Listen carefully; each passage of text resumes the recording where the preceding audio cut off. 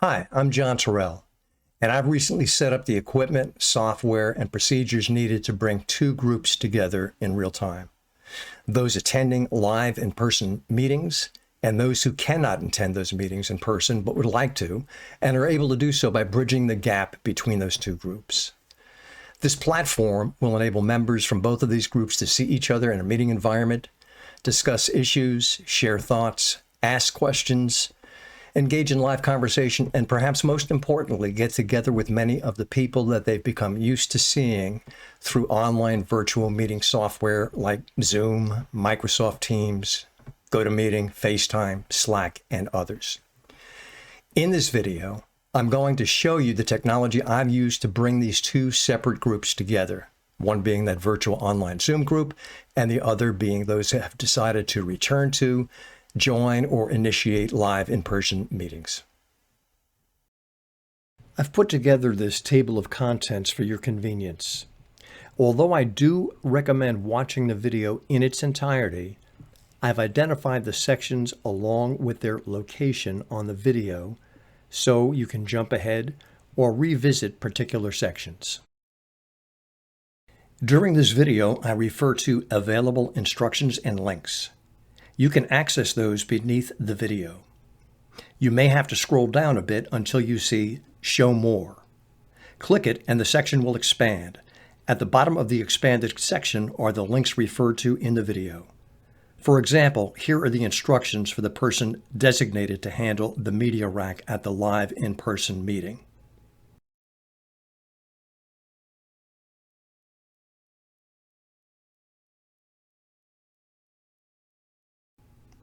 This link takes you to the media rack and a summary of its components, with price ranges and additional links to those components. It may take a few seconds for the page to load.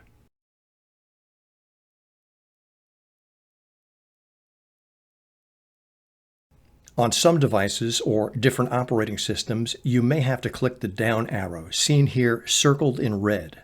That will expand the section and the links will be visible.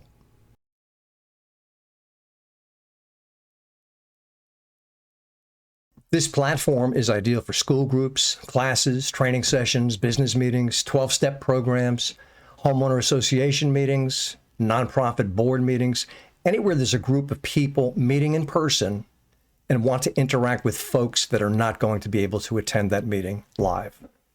I'm going to cover three basic areas in this presentation: the demand and frankly, the need for this type of communication platform. 2, the equipment needed, along with some price ranges and notes on how and why I selected the equipment that I did. And 3, I'll be showing you how to literally put this all together. That will range from buying the components, going over some of the practical issues with hardware selection, making the connections. There'll be step-by-step instructions enabling you to pull it all together, and I'll be providing you with setup tips and observations I've made in bringing this platform to life.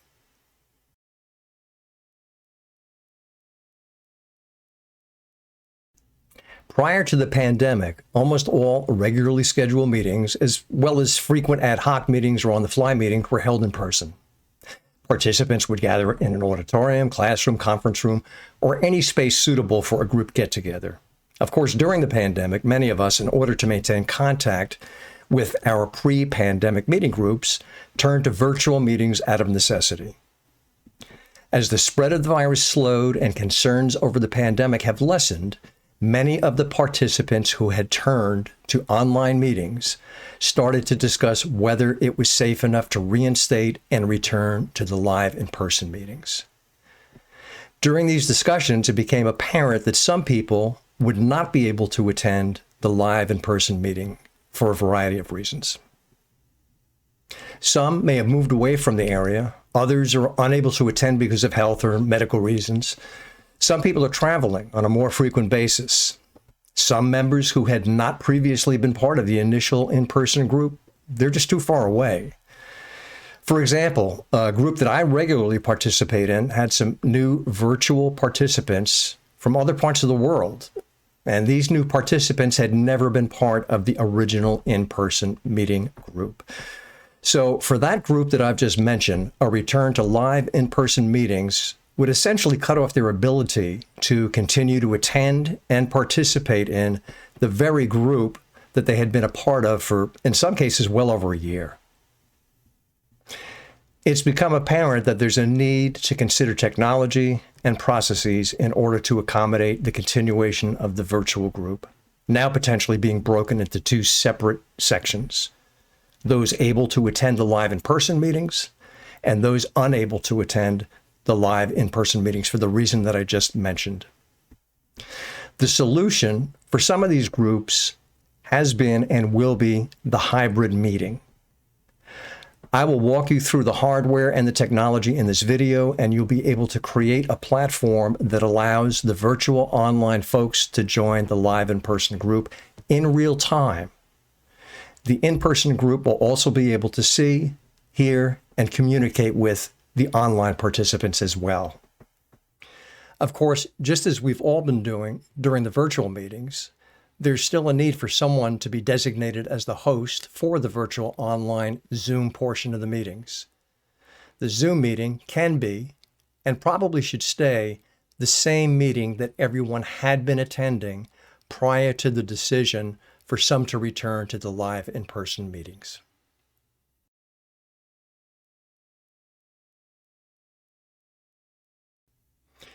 From an operational standpoint, thinking about the interactivity of the two groups in a hybrid meeting, at least for me, was somewhat confusing initially. It's easy to think of the live in-person meeting as the top level or priority group, and that the Zoom participants are joining the live meeting. The technical reality is that the virtual Zoom group should be thought of as the top level group, with the live in-person group joining the Zoom meeting as a Zoom participant. Now, this may seem insignificant, as the end result will appear to be the same as long as all is working properly. However, our group decided that the live in-person group should not be responsible for initiating and hosting the virtual Zoom meeting. There are several reasons for this decision. The primary rationale being that A, it would be an added commitment for those already responsible for setting up the live in-person meeting. B, if problems were to arise with the virtual portion of the hybrid meeting, the person responsible for the live in-person portion should not be devoting any time to the media rack, nor should they be spending any time trying to remedy whatever the problem might be. C, if problems were to arise, the live in-person group could simply leave the meeting. The worst scenario under that circumstance would be that although the two groups would be separated, the live in-person group would be able to continue with their portion of the meeting, and the virtual Zoom meeting group would likely be able to continue with theirs as well. Now, if the hierarchy were set up the other way, with the live in-person group being responsible for hosting the meeting, terminating the Zoom session in the event of a problem would totally shut down the entire Zoom portion, knocking out all of the virtual participants. So it was determined that the online Zoom meeting attendees should therefore be responsible to initiate, host, and manage the virtual Zoom portion.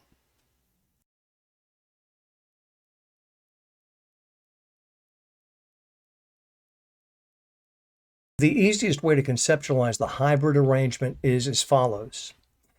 Think of the online virtual Zoom meeting group as the primary or top level meeting. Now, here's a representation of the pure virtual meeting.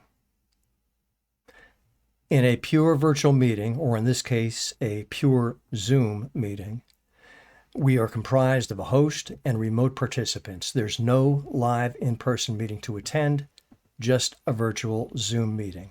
So, as you can see here, you've got a host. That's the individual who sets up the Zoom meeting. And you've got participants who are logging into the Zoom meeting from anywhere, all around the country, all around the world.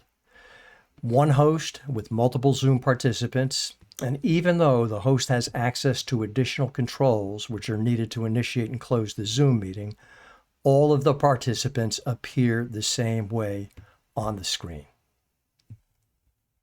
Here's a very simple representation of the live in-person group. It's a pure in-person live meeting, no electronics, no Zoom, just people gathering in person and interacting face to face. The in-person participants may include a facilitator and a speaker, and although there may be a facilitator or moderator or speaker or both, they are also attendees, and they are attending just like everybody else at the live in-person meeting. In recent online Zoom experiences, we've probably all seen more than one person on an individual Zoom screen at a time. Maybe there are two or more people deliberately sharing the screen. And even though they're virtual Zoom attendees, since they share one computer screen because they happen to be together, Zoom recognizes those two attendees on one computer as one Zoom participant. One of the Zoom meetings I've recently participated in was attended by 5 couples. Now, although 10 people attended, only 5 computers were used. So Zoom recognized that only 5 Zoom participants, the total number of computers used, attended the Zoom session. Here's a representation of the hybrid group. From the perspective of the Zoom group, the live in-person meeting, which may be 10 or 15 or 20 different people, is simply a single Zoom participant in the online virtual Zoom meeting.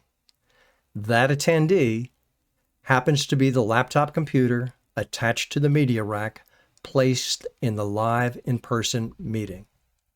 The media rack, although a single virtual Zoom participant, represents and displays all of the live in-person attendees. As compared to before, we still have a host in the Zoom meeting.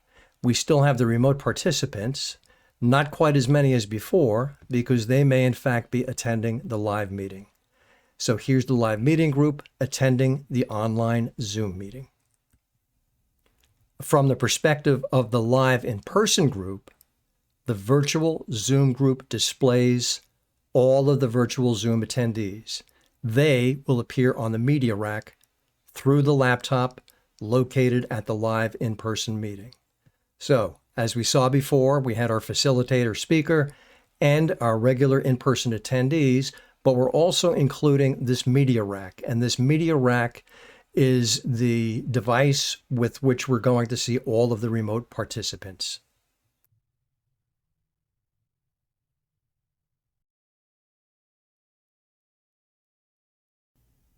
Often, when using technology, it's much easier to describe the solution than it is to actually implement it.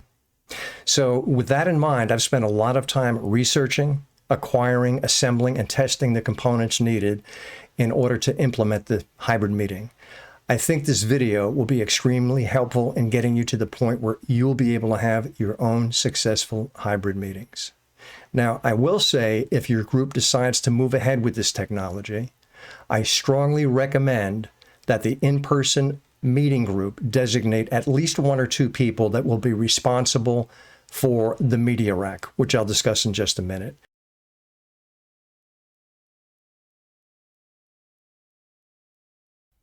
I mentioned the media rack earlier. Here it is. I'm going to go through each of the major components from top to bottom. Number 1 is a webcam. Number 2, external speakers. Number 3 is a flat screen TV. This particular one happens to be a 50-inch flat screen. Number 4 is a laptop computer, not a Chromebook, but a laptop computer. Number 5, which you don't see pictured here, is additional RAM or memory that I put into the computer to help with its processing speed. Number 6 is a power strip and surge protector. Number 7 is the microphone. Now, all you can see here is the microphone wire. The mic itself sits about 8 feet in front of the media rack. And number 8 is the TV or monitor stand. And this has been great because I've been able to mount all of the major components to it. And essentially, the media rack has just become one device. Easy to maneuver, easy to roll around, easy to store. Once the initial setup for the media rack is completed, it should not be hard to operate the equipment at the in-person meeting. It should simply be a matter of moving the equipment to a suitable location, plugging the equipment in, and making sure that the components are connected and working properly. I've included a specific set of instructions and a checklist for the designated person assigned to the media rack at the in-person meeting. During this video, I refer to available instructions and links. You can access those beneath the video. You may have to scroll down a bit until you see Show More. Click it and the section will expand. At the bottom of the expanded section are the links referred to in the video. For example, here are the instructions for the person designated to handle the media rack at the live in-person meeting. It may take a few seconds for the page to load. On some devices or different operating systems, you may have to click the down arrow, seen here circled in red. That will expand the section and the links will be visible.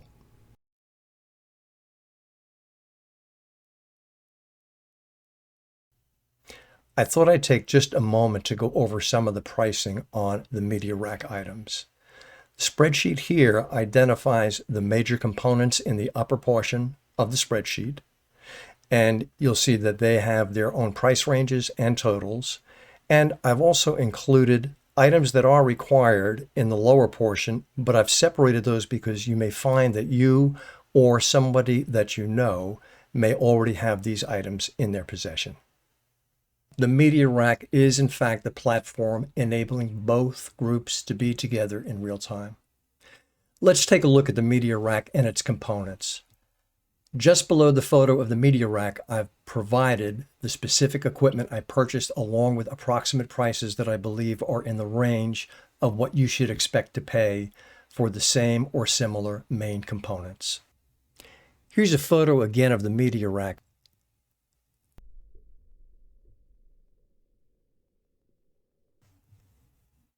Each of the items I purchased and described below has a link that will connect you to those items, most of which were acquired through Amazon.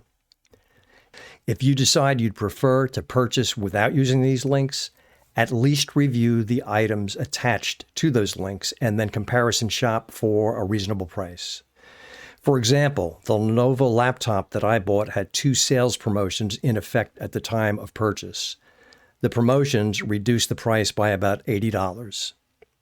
Now that promotion may no longer be in effect, and in fact, the item may no longer even be available, as some of you've probably encountered on Amazon. So use the price estimates as a guide to see if you can find something comparable that's in the ballpark of the ranges that I've listed.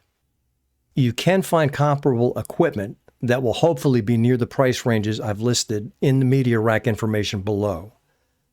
To do this, scroll down on the Amazon page that you're on, and toward the bottom of that page, you should be able to find products under products related to this item and or compare with similar items. I've always found that to be a good resource for getting a better feel on pricing and value.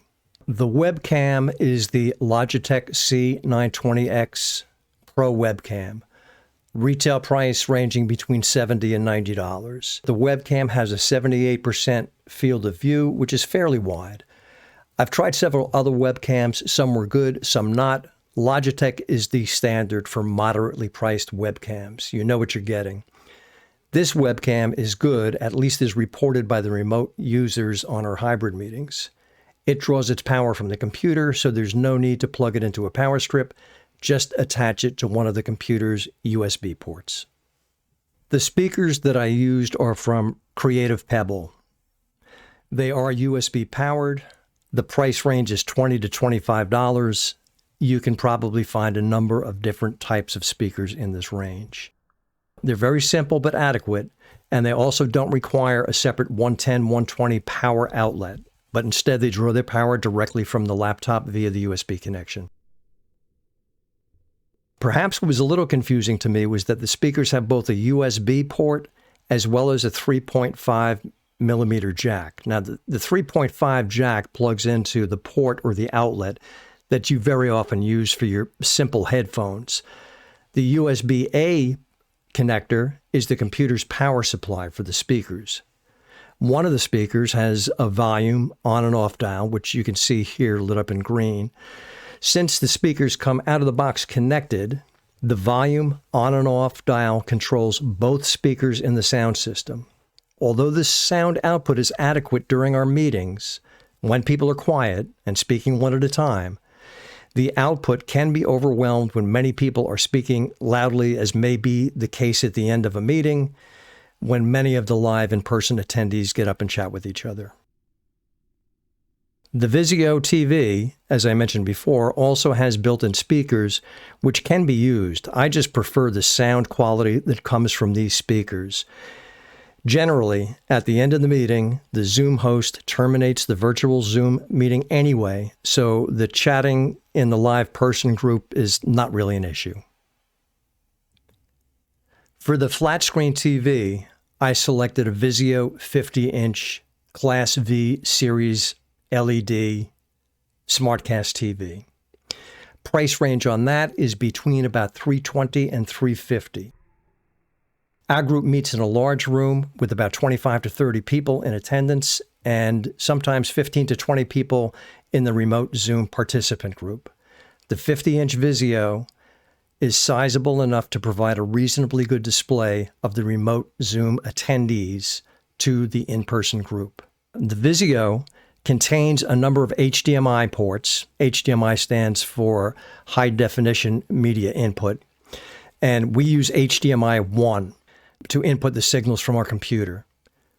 A computer and TV, each having HDMI ports, are going to provide the simplest setup, as the HDMI digitally transfers both video and audio data. I also recommend buying a TV that has operational buttons built into the actual television enclosure. This 50-inch Vizio does. And the reason for that is if for some reason the remote gets lost or becomes inoperative, you can still turn on the TV monitor and select input sources, etc. HDMI 1, HDMI 2, computer, etc. Of all the equipment in this particular media rack setup, only the TV monitor and the laptop require 110-volt power, which is supplied by the APC surge protector and power strip. Discussed later. It may be possible that some of the components you decide to purchase will require 110-volt power, so make sure that if that's the case, you have enough receptacles in the power strip to accommodate any such requirements. Be aware that the plugs from different components you decide to purchase may block the access of other receptacles in the power strip due to their shape and size. This TV is designed for wall mounting with VESA standards. That's VESA, stands for Video Electronic Standards Association. And VESA has established the norm for flat screen TV mounting. It simply makes sure that the TV monitor has screw holes and hardware dimensions that will work with VESA-compliant monitor stands or mounting bases, etc. The laptop I purchased was from Lenovo. It's a Lenovo IdeaPad 3. It was on sale at the time I purchased it with two promotions that brought it down to a price that was $80 less than normal retail.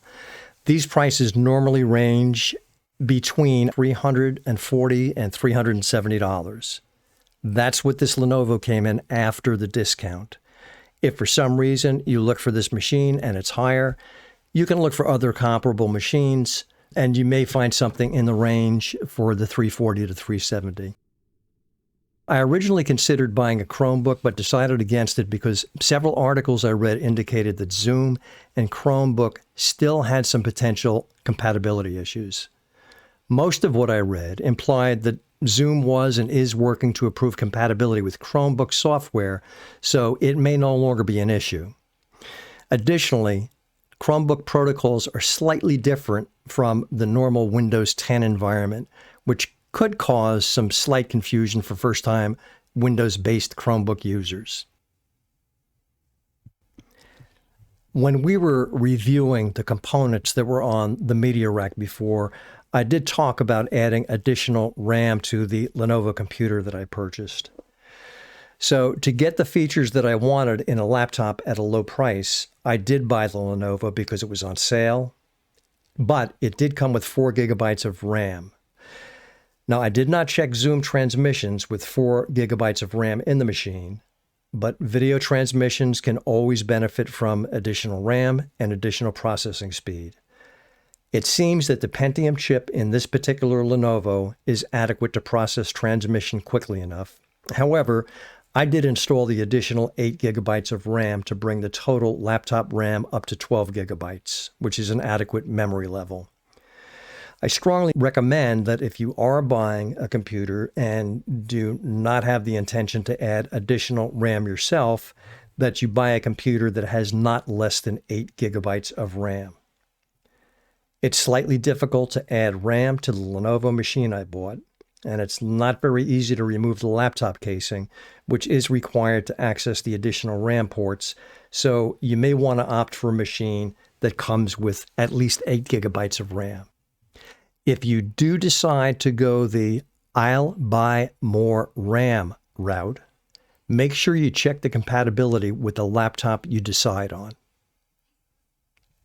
The power strip that I bought is an APC surge protector with a 25-foot extension cord. One of the primary features is the 25-foot cord, which allows the media rack to be easily positioned and moved. There are 6 outlets in the strip, so if a camera or microphone or speakers or other device were to need its own 110, 120 volt power, you'd probably be able to plug them into the strip depending on the plug size and configuration. All of the connections should remain as initially configured. Make sure the power strip is on and that the green light appears. When we reviewed the components on the media rack before, we did not see the microphone, and that was because it was on the floor about 8 or 9 feet in front of the media rack. This is the Movo Mc-1000, and it's USB powered, and the price range is approximately $55 to $75. This microphone has about a 10-foot cord, so you can place it 8 to 9 feet in front of the computer. And it claims to be able to pick up voices within a 20-foot radius. A 20-foot radius gives us a 40-foot diameter. Based on our use of the system, this seems to be fairly accurate. Some individuals who were at or beyond the 20-foot radius could still be heard, but their voices began to break up. Of course, the level of speech projection from the individual participant plays significantly into the microphone's abilities. This microphone does draw its power from the computer through its USB, so there's no need to plug it into the power strip. As we were reviewing the media rack before, I did mention how impressed I was with the TV stand. This is the Yahi adjustable mobile TV stand, and the retail price is about $70 to $80. Last but not least, I like the design of the media rack for several reasons. It's sturdy, it's very mobile, it comes with quality wheels, it has 3 shelves, 2 under the TV monitor, which I use for the computer, the power strip, the microphone, the TV, remote, etc., and 1 above the screen where I've attached the speakers and the webcam. It comes with all of the hardware and is extremely well labeled with actually some great instructions. When fully loaded with equipment, it's very easy to turn and point the entire media rack in the direction of the person speaking.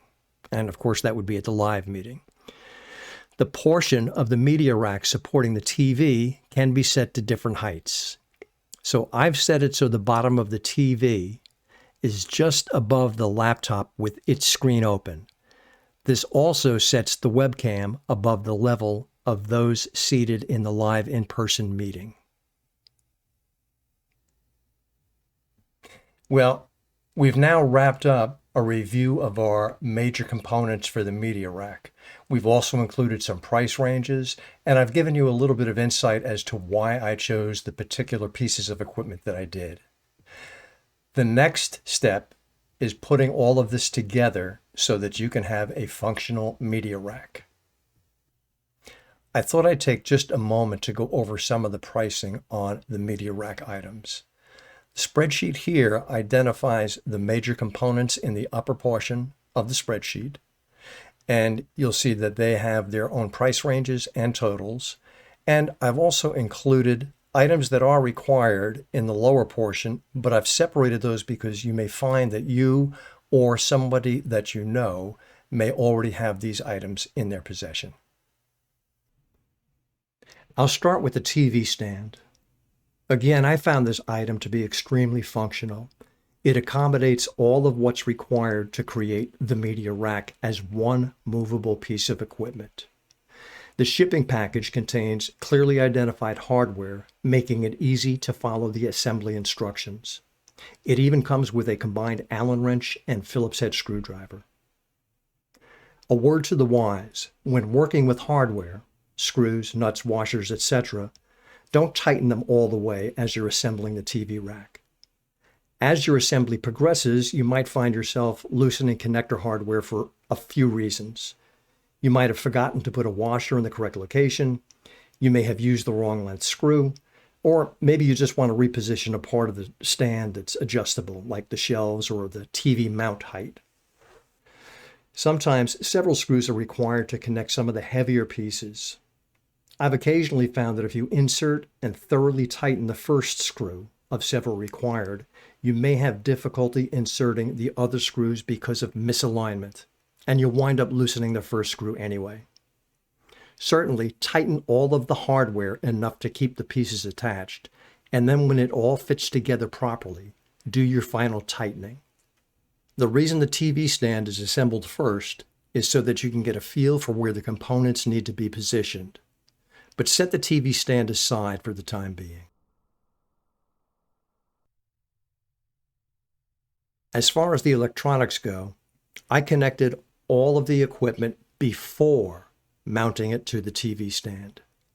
By doing so, I was able to make sure that everything worked properly, and it was also easier to troubleshoot the equipment before mounting.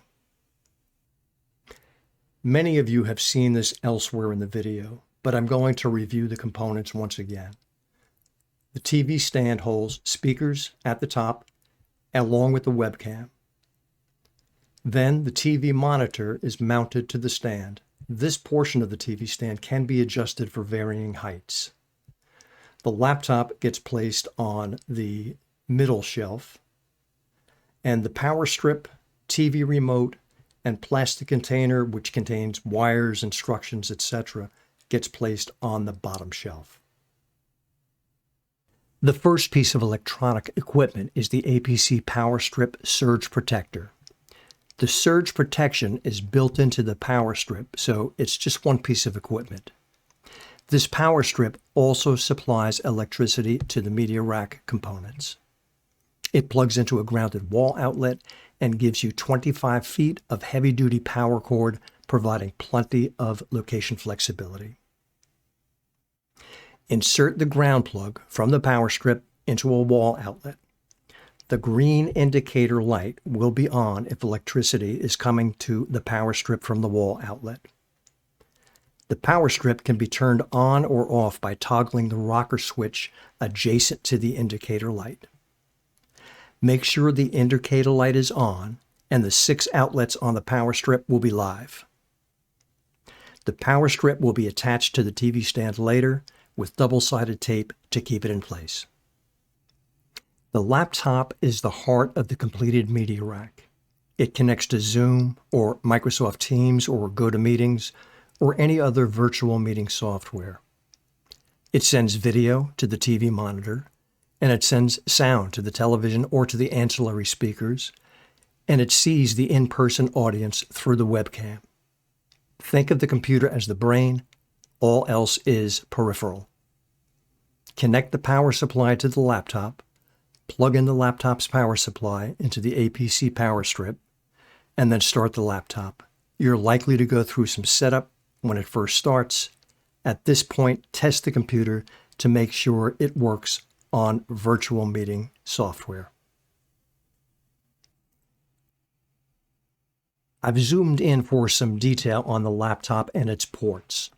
On the left side of the computer, you can see that I've got a computer power supply. This is a USB port. It handles the microphone. I've got an HDMI port, which handles transmission of audio and video to the television. I've got a USB-C port, and I'm using that with a USB-A plug that comes from the speaker for its power supply, and I plug it into a converter cord. So down here where you can't see it, there's a USB-A plug, plugs into this, converts it to a USB-C, and it's connecting to the computer here. There's a 3.5 millimeter jack, which is typical of an earphone or speaker jack. It's providing audio signals to the speakers. On the right side of the computer, I've got another USB port. It happens to be providing power and transmitting information to and from the webcam. At the risk of redundancy, I'm going to go through these ports and connectors one more time. One, you've got the computer power supply that comes with the laptop.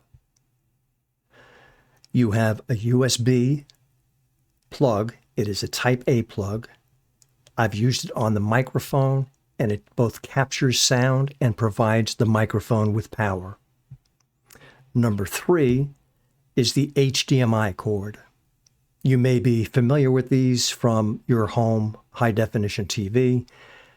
This cord sends video and sound signals to and from the TV monitor. Number 4 is a USB power supply. The speaker connector is a USB.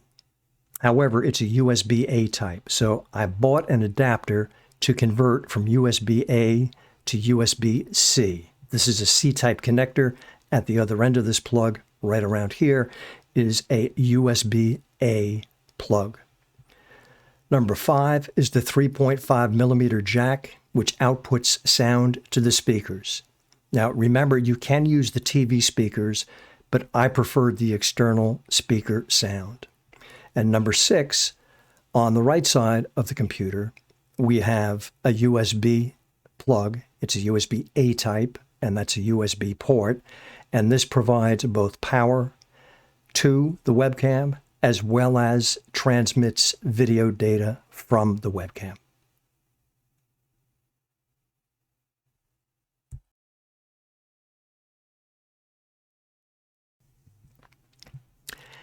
Here's a photo of the rear of the TV where it mounts to the television stand. Back of the television has holes in the TV ready to accommodate the connectors. The TV stand itself has 2 major components for mounting. One of them is this mounting bracket, which I'm highlighting here. And you can see that it connects through the spacers to attach to the back of the television. It's also got a swivel on it so you can change the angle of the front of the TV. The other major component is the TV stand mount bar. This is a horizontal piece of metal, and it's designed to catch the hooks that are sitting at the top of the mounting bracket. You're going to attach the mounting bracket to the television securely, and then with a friend, you're going to lift the television with the mounting bracket attached to it and position the hooks of the mounting bracket, which are at the top of the mounting bracket, above the TV stand mount bar. Carefully lower the TV with the attached mounting bracket until the mounting bracket hooks onto the TV stand mount bar. At the bottom of the mounting bracket, there are several set screws to secure the mounting bracket to the television stand mount bar. The mounting bracket on the television can slide across the TV stand mount bar. So center the TV at this point and then secure it with the set screws that are underneath. Earlier, we set up the TV stand, so hopefully you've had some time to take a look at it and think about how you'd like to place your components. For example, I placed the laptop computer on the shelf just below the TV monitor. I adjusted the shelf's position so that the laptop could be easily accessed with the laptop screen in the open position.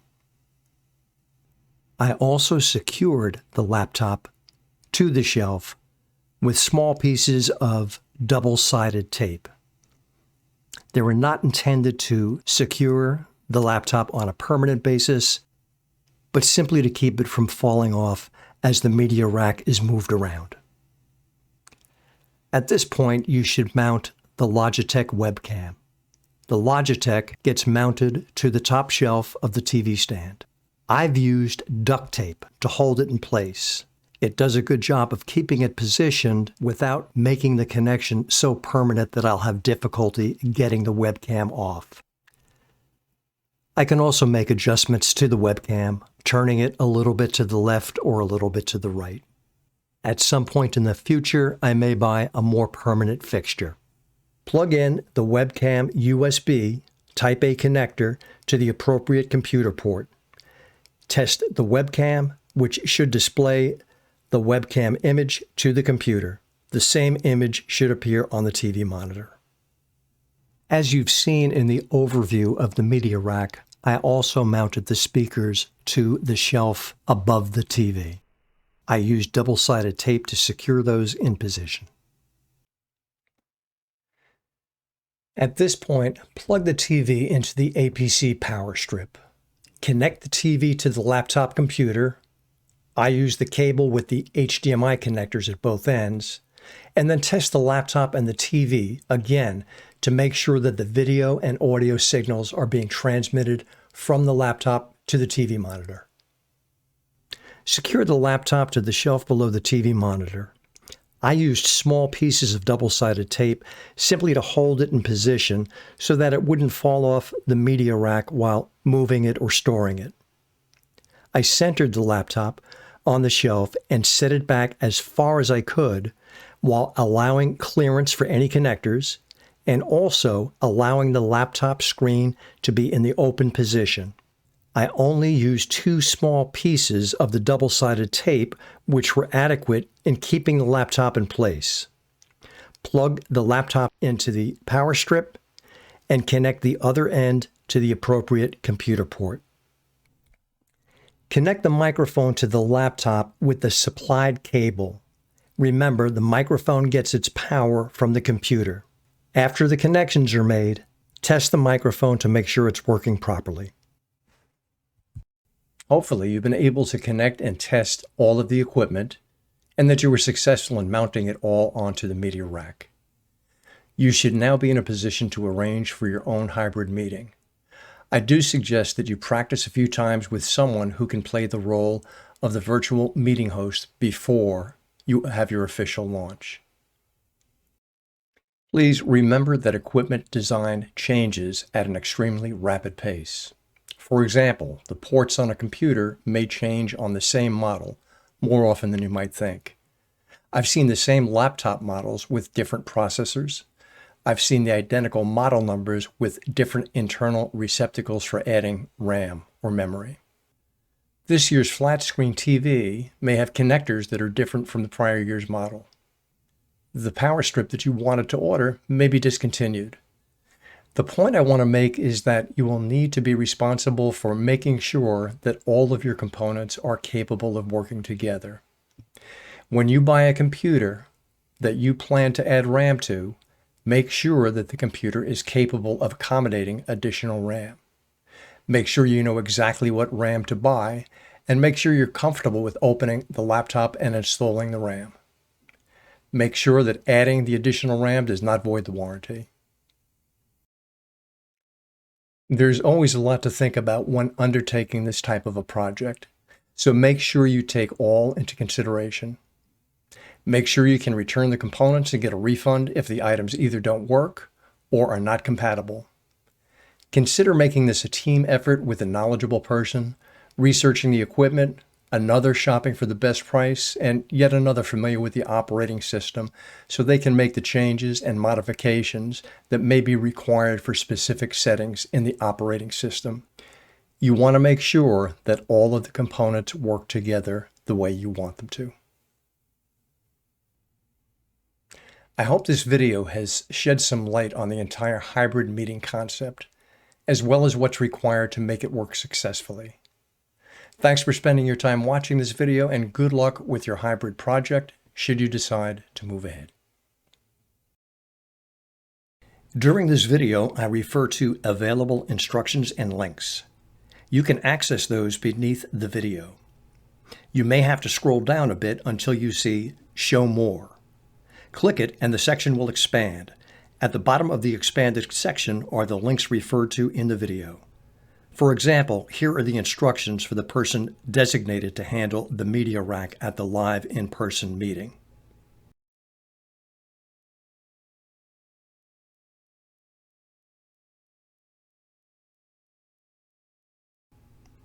This link takes you to the media rack and a summary of its components, with price ranges and additional links to those components. It may take a few seconds for the page to load.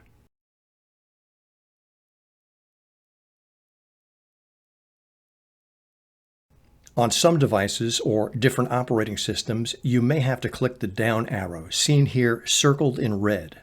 That will expand the section and the links will be visible.